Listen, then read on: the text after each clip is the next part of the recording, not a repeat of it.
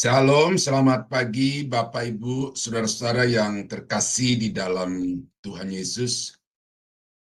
Puji Tuhan, kita kembali diberi kesempatan untuk bersama-sama merenungkan kebenaran firman Tuhan. Namun sebelum kita membaca bagian Alkitab yang akan kita renungkan bersama-sama, mari kita tunduk kepala, kita berdoa. Bapa di surga, terima kasih karena pada saat ini Tuhan berikan kami kesehatan, kekuatan, dan kesetiaan di dalam mengiring Tuhan. Kami bersyukur bahwa Tuhan selalu memberikan kami waktu juga untuk boleh merenungkan kebenaran firman-Mu. Dan saat ini Tuhan, kami akan merenungkan satu bagian dari Alkitab.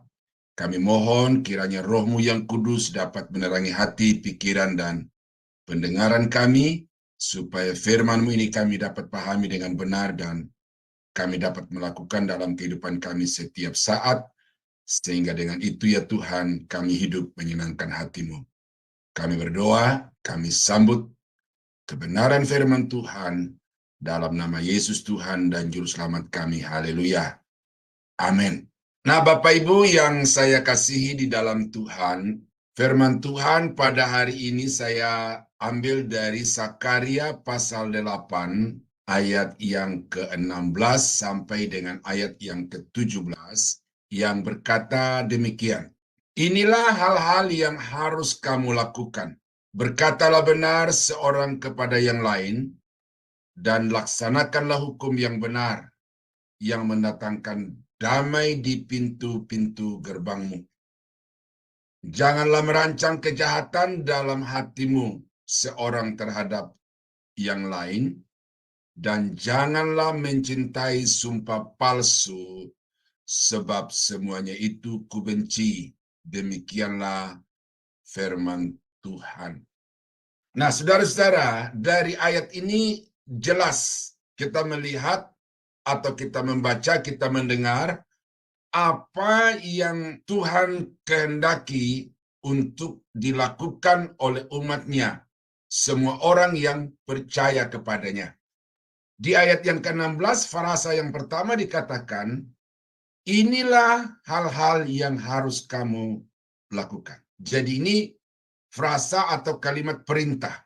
Lalu di ayat yang ke-17 bagian terakhir, kalimat yang kedua, sebab semuanya itu kubenci, demikianlah firman Tuhan. Nah, jadi di dalam ayat yang ke-17 ini ada dua hal di situ yang dibenci oleh Tuhan, yaitu merancang kejahatan di dalam hati dan mencintai sumpah palsu. Nah, jadi dari dua ayat ini jelas Bapak Ibu, bahwa Tuhan itu mau supaya anak-anaknya, semua orang yang percaya kepadanya itu melakukan apa yang diperintahkan Tuhan dan menjauhi semua yang dilarang, yang tidak disukai oleh Tuhan di dalam kehidupannya. Nah, karena itu maka saya beri judul dari renungan kita pada pagi ini, orang Kristen yang melakukan kesukaan Tuhan. Atau kalau kita singkat saja, melakukan kehendak Tuhan. Apa yang Tuhan kehendaki untuk kita lakukan di dalam hidup ini? Ya. Saya akan uraikan satu demi satu dari bacaan kita tadi itu, hal-hal yang wajib saudara mengerti, kemudian saudara lakukan di dalam kehidupan setiap saat, supaya dengan itu saudara dapat hidup berkenan kepada Tuhan. Yang pertama dikatakan bahwa berkatalah benar seorang terhadap yang lain. Jadi perintah Tuhan kepada umatnya, kehendak Tuhan bagi saudara dan saya adalah berkata dengan benar kepada semua orang. Kalau kita baca di dalam surat Paulus itu, terhadap sesama anggota, sesama anak-anak Tuhan, itu kita harus berkata dengan benar, berkata dengan jujur, baik dari kata-katanya itu sendiri maupun motifnya. Jangan sampai ada maksud yang tidak sesuai yang kita ucapkan dari kata-kata itu. Nah, oleh karena itu maka apa yang Tuhan kehendaki menurut bacaan kita pada hari ini adalah berkata benar seorang terhadap yang lain. Nah, mengapa ini ditekankan oleh Tuhan? Karena kita melihat manusia itu menjadi korban dari kata-kata yang dimanipulasi oleh iblis. Karena manusia itu mengalami hal yang buruk akibat dari kata-kata yang manipulatif itu, ya, enak didengar, ya, menyenangkan, memuaskan logika, memuaskan keinginan, tetapi ada motivasi buruk di baliknya itu, maka akhirnya manusia terperdaya, manusia terperangkap di dalam rancangan jahat dari iblis. Nah, jadi kemudian manusia yang sudah jatuh ke dalam dosa itu sudah menjadi kebiasaan bahwa mau memuaskan diri sendiri, mau mencapai keinginan diri sendiri tanpa peduli kepada apa yang dialami oleh orang-orang di sekitarnya, merugikan, mengakibatkan hal-hal yang buruk di dalam kehidupan mereka. Dan itu sebabnya maka ketika Tuhan sudah memilih satu kelompok umat untuk percaya kepadanya, maka kepada mereka itu Allah perintahkan, berkatalah benar seorang kepada yang lain. Tuhan menghendaki bangsa Israel, umat pilihannya, untuk senantiasa berkata-kata dengan benar, karena orang-orang yang berkata dengan benar itu menyukakan dan menyenangkan hati Tuhan. Ini ada beberapa ayat yang saya kutip untuk mendukung apa yang saya nyatakan di awal tadi itu. Dikatakan begini, siapa yang mau mencintai hidup dan mau melihat hari-hari baik, ia harus menjaga lidahnya terhadap yang jahat dan bibirnya terhadap ucapan-ucapan yang menipu. Jadi kata-kata yang keluar dari mulut kita itu, saudara-saudara, adalah sesuatu yang sangat menentukan apakah hidup kita ini diperkenankan Tuhan, apakah hidup kita ini diberkati Tuhan, apakah hidup kita ini akan mengalami hal-hal yang baik. Nah, itu sebabnya maka Petrus menasihatkan kepada orang-orang percaya yang tercerai-berai di antara bangsa-bangsa pada waktu itu, walaupun mereka ada dalam satu situasi sosial, politik, dan keamanan yang tidak kondusif, tetapi ada harapan bagi mereka untuk menikmati hari-hari yang baik adalah mereka menjaga lidah, menjaga bibir terhadap hal-hal yang jahat. Jangan sampai ada kata-kata buruk, kata-kata jahat, kata-kata jorok yang mengalir keluar dari mulutmu. Efesus 4 ayat 25, karena itu buanglah dusta dan berkatalah benar seorang kepada yang lain, karena kita adalah sesama anggota. Jadi Petrus, Zakaria, Paulus, ya, ini mereka itu membahas topik yang sama dan mereka sadar kesadaran yang sama bahwa mulut itu sangat mempengaruhi kehidupan bukan hanya secara pribadi tetapi juga komunitas dan sesama bangsa. Maka karena itu maka jaga kata-kata. Perkatakan hal-hal yang baik, yang memberkati, yang menyegarkan jiwa, yang menyenangkan semua orang, tentu di dalam koridor kebenaran, karena kata-kata itu memberkati orang, memberkati dirimu, dan kata-kata yang baik itu merupakan kesukaan Tuhan di dalam hidup saudara. Sulaiman juga berkata, buanglah mulut serong daripadamu, dan jauhkanlah bibir yang dolak-dalik daripadamu. Kita melihat ada 4 orang yang membicarakan hal yang sama, dan jelas bahwa mereka itu mau supaya kata-kata yang mengalir dari mulut kita itu adalah kata-kata yang benar, kata-kata yang jujur, kata-kata yang sesuai dengan yang diinginkan oleh Tuhan. Nah, Bapak Ibu yang saya kasih di dalam Tuhan, kalau kita perhatikan sejarah, khususnya Indonesia, maka selama 350 tahun Indonesia ini tidak berdaya melawan penjajah oleh karena bangsa ini terpedaya oleh kata-kata dari penjajah itu yang disebut sebagai politik adu domba. Bagaimana Belanda itu dengan lihai mempermainkan kata-kata sehingga dia mempengaruhi satu kelompok bangsa tertentu di negara yang kita cintai ini untuk kemudian benci kepada kelompok tertentu, dan akhirnya terjadilah peperangan di antara sesama anak bangsa pada waktu itu. Dan itu berlangsung bertahun-tahun bahkan berabad-abad sampai pada akhirnya ada kesadaran dari pemuda-pemuda bangsa ini bahwa kalau kita terus begini maka kita tidak akan pernah bangkit menjadi sebuah bangsa. Maka itu sebabnya mari kita bersatu dan menyuarakan kesatuan itu kepada segala bangsa. Nah, jadi saudara, kita melihat dampak yang begitu buruk bagi bangsa ini oleh karena permainan kata-kata secara licik oleh penjajahan khususnya Belanda pada waktu itu. Nah, di dalam rumah tangga, di dalam keluarga, bukan kayak yang kita saksikan sekarang ini ada hubungan yang disharmonis antar satu pribadi dengan pribadi yang lain, antar satu rumpun dengan rumpun yang lain di dalam keluarga. Ada permusuhan, bahkan tidak jarang ada pertikaian. Itu berawal dari kata-kata.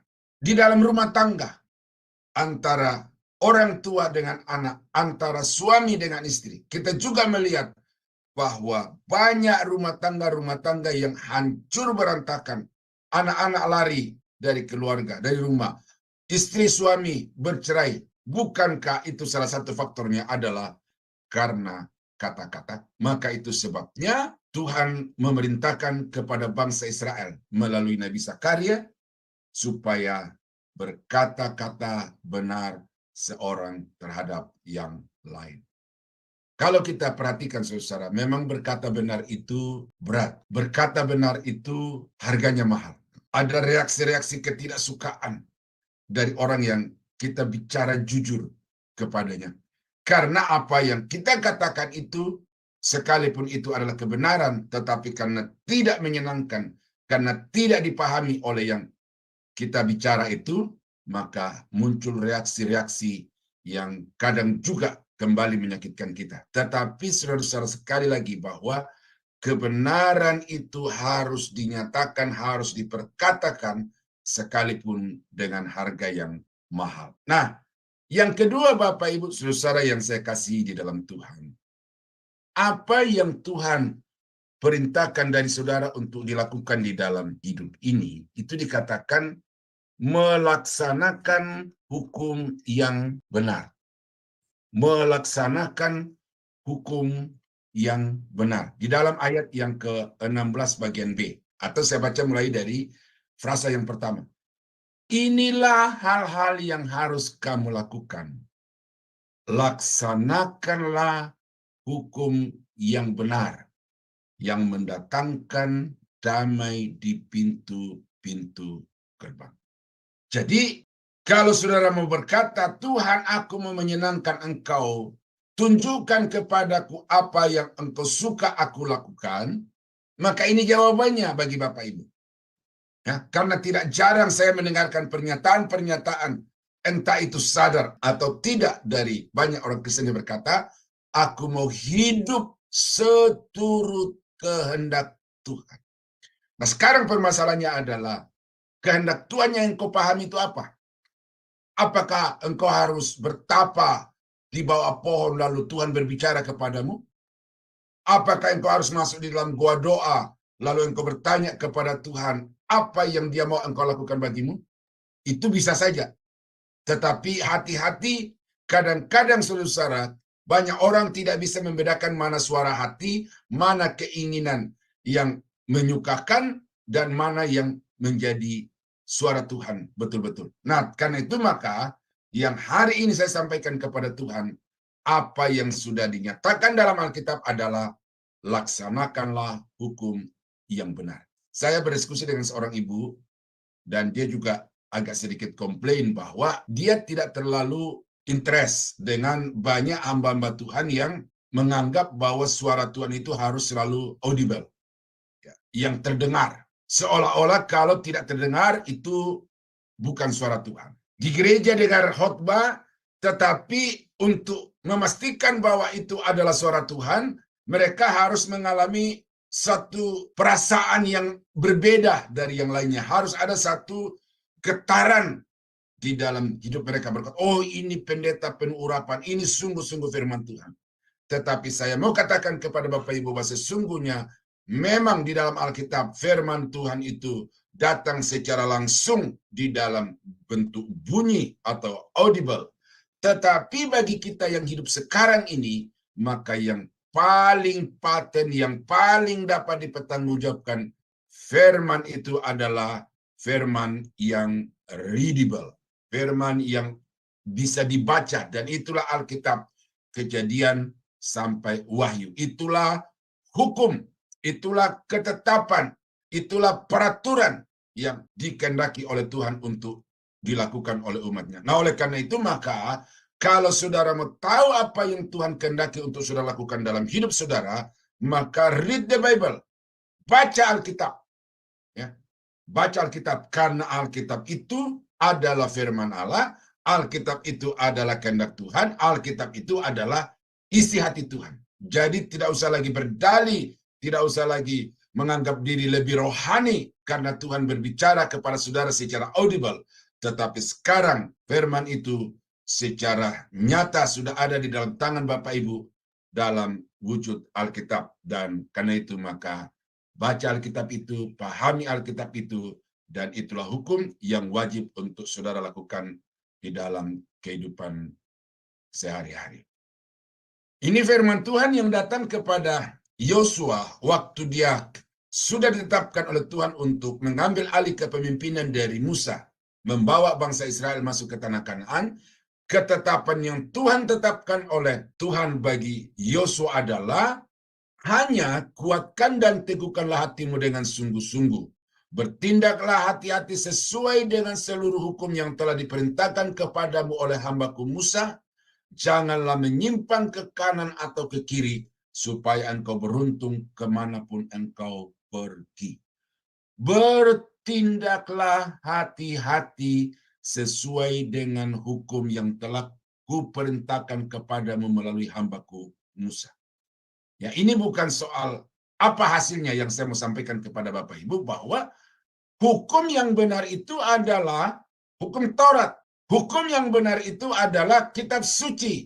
Hukum yang benar itu adalah Alkitab. Mengapa saya sebutkan ini satu-satu? Karena seringkali orang mengelompokkan itu, bahwa Taurat itu adalah 5 kitab Musa, kitab suci yang dimaksud dalam Alkitab itu adalah Perjanjian Lama, dan Alkitab itu adalah seluruh Alkitab, mulai dari Kejadian sampai dengan Wahyu. Jadi, kalau saudara mau supaya hidup saudara itu berkenan kepada Tuhan, maka lakukanlah segala sesuatu yang saudara baca, yang saudara sudah dengar melalui khotbah-khotbah dari firman Tuhan itu, terapkan itu di dalam kehidupan sehari-hari, maka saudara sedang melakukan apa yang dikehendaki oleh Tuhan bagi Bapak Ibu.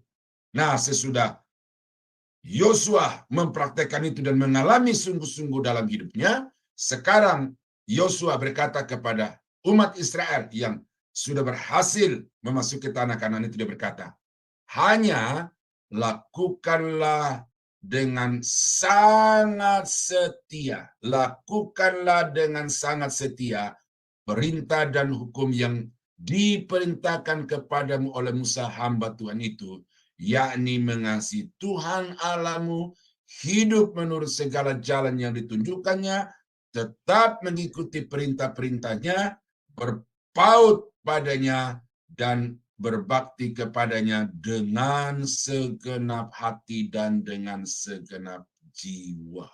Ya, saudara bisa melihat di sini bagaimana Yosua mendetailkan lagi, dipahami secara lebih gampang dan kemudian secara praktikal dapat dilakukan oleh setiap orang. Dan ini adalah perintah untuk melakukan hukum Tuhan itu, ya, baik kepada Yosua dari Musa maupun dari Yosua kepada bangsa Israel dengan mengutip kembali apa yang sudah dikatakan oleh Musa kepada bangsa Israel itu. Ini adalah hukum yang benar. Dan karena itu saudara kekasih dalam Tuhan, kekristenan itu bukan sekedar aktivitas ibadah, bukan sekedar partisipasi material, partisipasi tenaga pikiran di dalam pelayanan, tetapi kekristenan itu adalah praktikal hukum-hukum yang dikehendaki oleh Tuhan di dalam kehidupan saudara. Ya. Yang berikut, ini larangan dari ayat 17 ini larangan dalam bentuk negatif, jangan, tetapi karena itu dilarang, maka coba kita balik. Yang negatif kita jadikan positif. Ya, janganlah merancang kejahatan dalam hatimu. Jadi apa yang kita harus lakukan di dalam hati? Menjaga hati dari kejahatan. Tuhan kehendaki, Tuhan menginginkan saudara dan saya untuk menjaga hati ini supaya hati ini selalu bersih dan hati ini selalu dipenuhi dengan rancangan-rancangan yang benar, rancangan-rancangan yang baik, yang berguna bagi sesama, yang berguna bagi umat Tuhan, dan juga yang berguna di dalam kehidupan pribadi, serta untuk memuliakan Tuhan. Kalau kita baca di dalam perjanjian baru, saudara-saudara, bahwa apa yang keluar dari mulut itu sumbernya dari hati. Karena itu Yesus berkata, makanan itu masuk lalu kemudian terus ke jamban. Karena itu makanan tidak menajiskan. Tetapi yang menajiskan manusia adalah apa yang keluar dari mulut. Karena apa yang keluar dari mulut itu bersumber dari hati. Itu sebabnya jagalah hatimu. Jangan sampai di dalam hatimu itu ada rancangan-rancangan jahat, rancangan-rancangan buruk terhadap sesama, terhadap umat Tuhan, dan juga terhadap keluarga. Saudara-saudara, kalau saya mendengar dari banyak teman-teman di dalam keilmuan yang lain, mengapa banyak orang stres?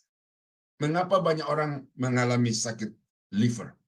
Itu salah satu faktornya adalah karena hatinya jahat.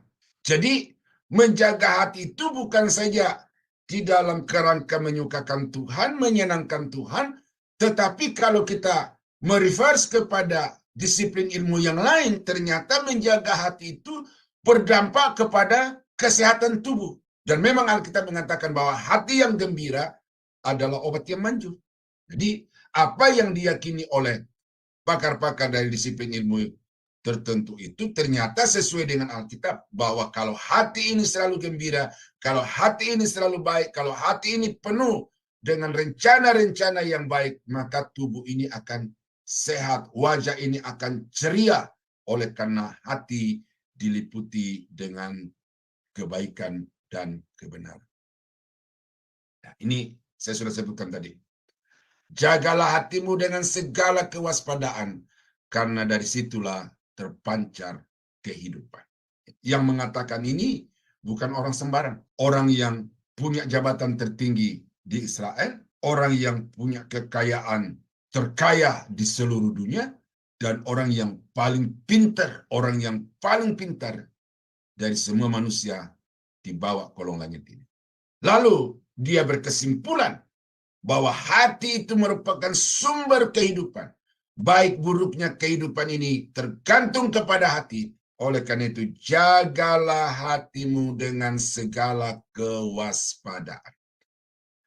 Nah, kita saudara-saudara, sebagai manusia, ini naturalnya kita sebagai manusia itu ya selalu menjaga penampilan. Karena itu, merias wajah supaya tampil seganteng-gantengnya, tampil secantik-cantiknya. Melengkapi diri dengan aksesoris-aksesoris yang bermerek, yang mahal, supaya kita dapat menjadi pusat perhatian, dapat memukau, dapat mempesona orang-orang yang berinteraksi dengan kita. Itu natural, itu tidak dosa, itu tidak salah. Tetapi dalam saudara berelasi dengan Tuhan, Alkitab mengatakan Tuhan tidak memandang muka. Tetapi Tuhan melihat hati. Bangsa ini memuliakan aku dengan bibirnya, tetapi hatinya jauh daripadaku.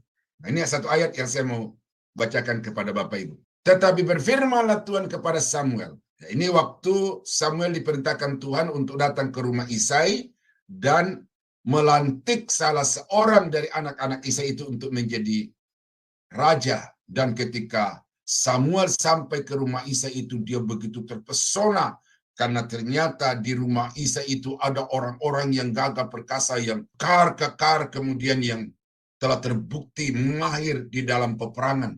Lalu dia berkata, inilah dia orang yang diurapi Tuhan itu. Tetapi semua yang dianggap Samuel yang baik, yang mampu itu ternyata tidak diinginkan oleh Tuhan.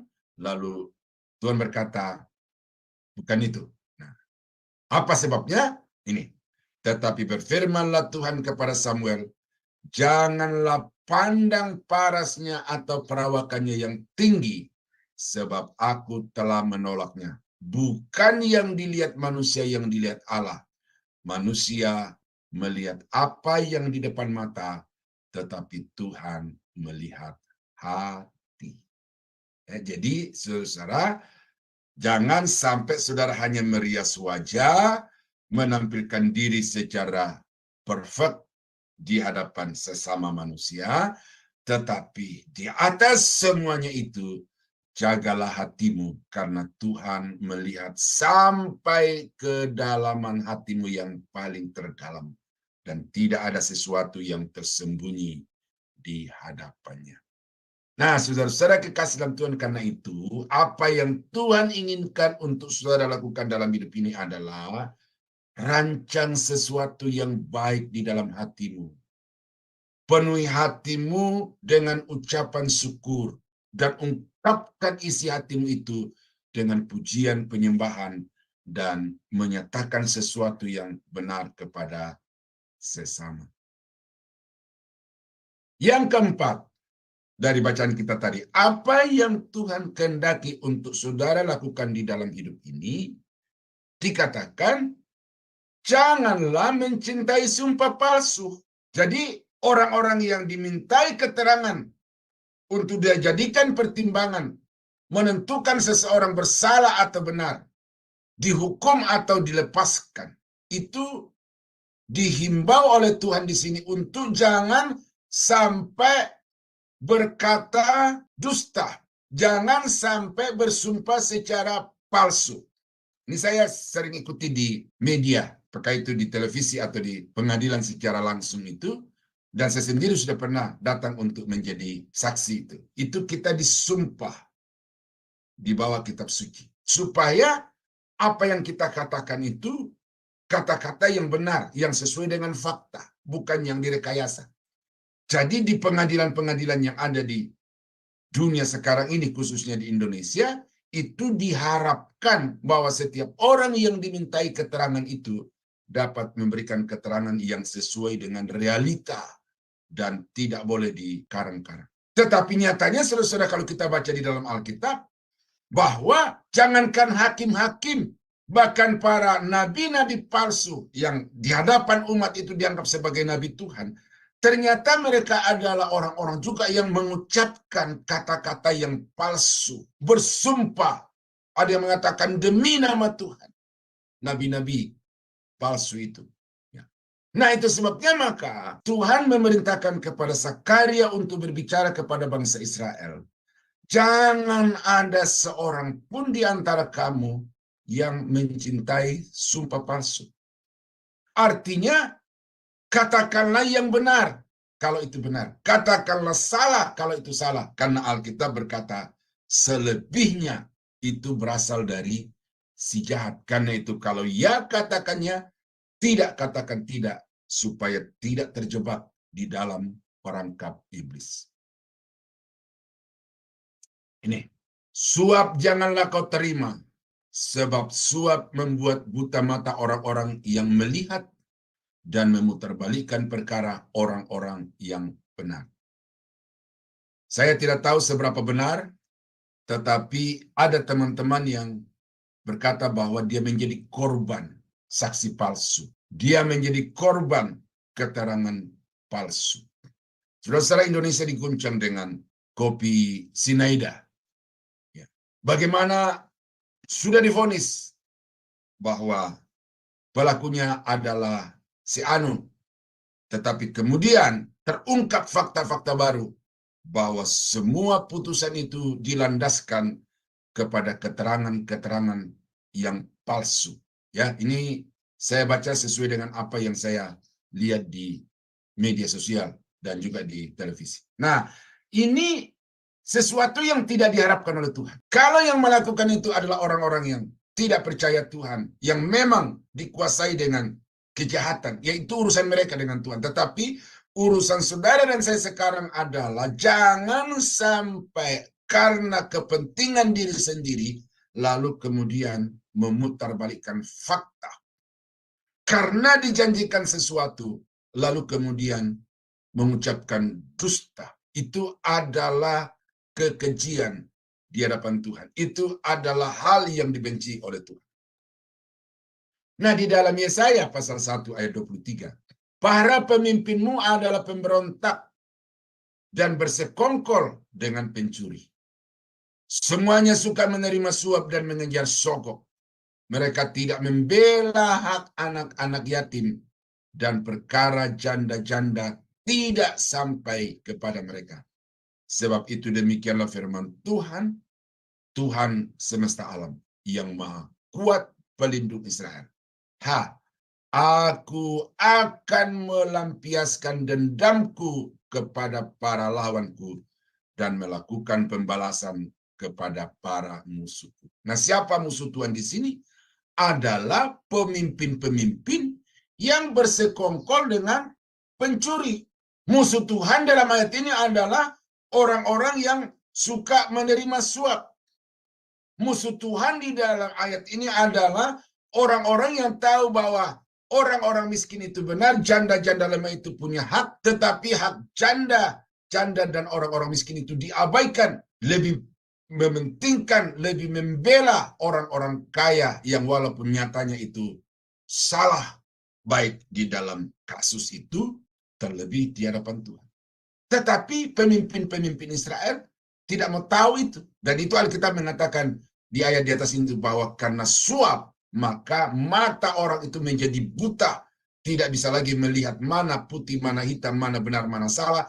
Pokoknya saya dapat, saya diuntungkan. Itu yang benar. Karena itu di Indonesia ada joke-joke yang berkata bahwa banyak pengacara-pengacara itu yang maju tak gentar membela yang membayar.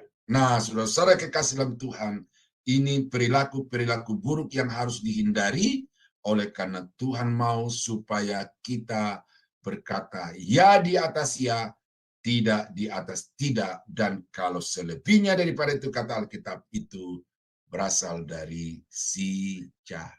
Nah, jadi jangan sampai saudara mengejar keuntungan pribadi, tetapi mengorbankan orang-orang yang benar. Ya, itu adalah kekejian, adalah hal-hal yang dibenci Tuhan. Jadi apa yang Tuhan kehendaki dari Bapak Ibu hari ini, ada 4. Jaga perkataan. Nah, yang kedua adalah laksanakanlah hukum itu dengan sungguh-sungguh. Yang ketiga adalah jaga hatimu. Dan yang keempat adalah belalah hak orang-orang yang memang hidup benar di hadapan Tuhan. Jangan mencari keuntungan dari penderitaan orang-orang lain. Nah, kiranya renungan firman Tuhan pada saat ini dapat menjadi berkat bagi Bapak Ibu sekalian. Mari kita tunduk kepala dan kita berdoa. Bapa, terima kasih kami sudah mendengarkan firman-Mu. Kiranya apa yang sudah kami dengar ini Bapa kami pahami dengan benar dan kami lakukan di dalam hidup kami setiap saat. Dengan demikian hidup kami akan berkenan kepada Tuhan.